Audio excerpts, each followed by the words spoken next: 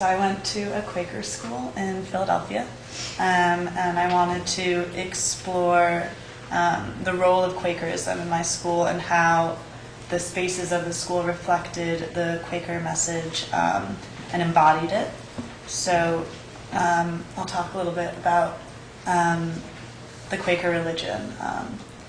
So it has no doctrine or creed, but at the core of the belief is the existence of that of God in everyone. And there are core values which are called testimonies.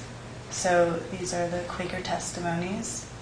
And I think these reflect the practices and principles of Friends. And I think the most uniquely Quaker aspect of the school was the Quaker service that we had once a week called Meeting for Worship.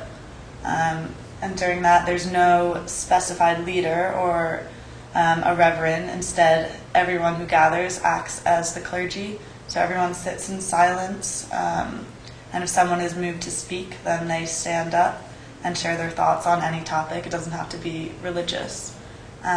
So we did that for 40 minutes a week.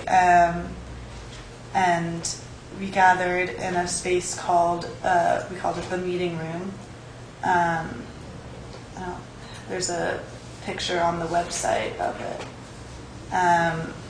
The meeting room, it was a large room on the second floor, and it had tall windows. And the ceiling had tiles on it that were decorated. So it offered a nice calming atmosphere for contemplation. And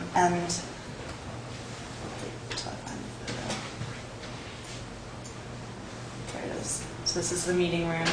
And so the setup of the benches also reflected the Quaker message because all of them faced inwards.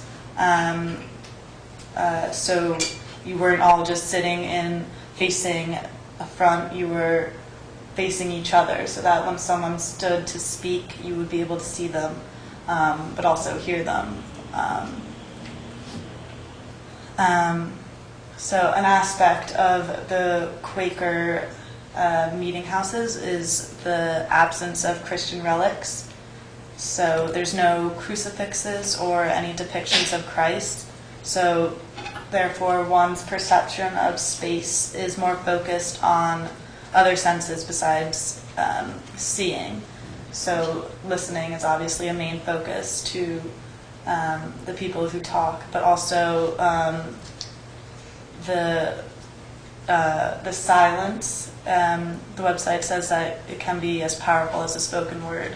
And so the meeting room was a place for sharing without judgments, and so the space in which we did this needed to be productive for this act and not deflect sound.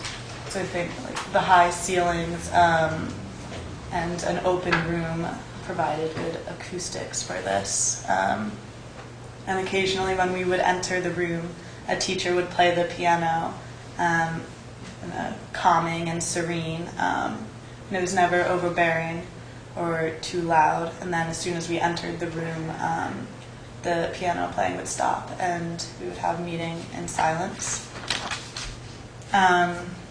So school was different for everyone in different grades, and even the people in your grade, you wouldn't have the same classes, so everyone had a different experience. But this is something that we all shared 40 minutes a week, so I think it provided a strong sense of community, which is one aspect of how it shares the Quaker message. And the Quaker philosophy is universal, so even non-Quakers are considered and referred to as friends. And the Quakerism in the school was not overbearing and didn't involve a mission to spread the faith or recruit new friends. I think Meeting for Worship reflected this philosophy, where you were always welcome to speak if you wanted, but you could also just sit there in silence and reflect if you preferred. And the spaces also reflected the philosophy in that they're very simple. and not overbearing or intimidating at all. So that's the meeting room, and then I just have a few more photos that I took from the website. So those are the windows behind the trees, and then this is a staircase leading to it, and the benches in the meeting room.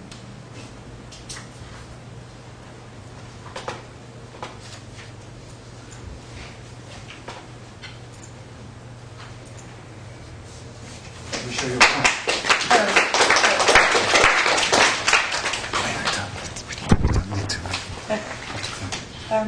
We could just show you the plan, actually, because Chloe prepared it. Thank you very much for that, by the way. On the dot cam, to show you how it works. Put it here, it should come up. And then focus this one.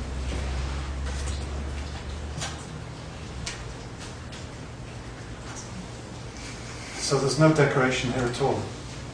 Except in the ceiling, you mentioned something. Yeah, just like carved tiles, I guess, but white, so it wasn't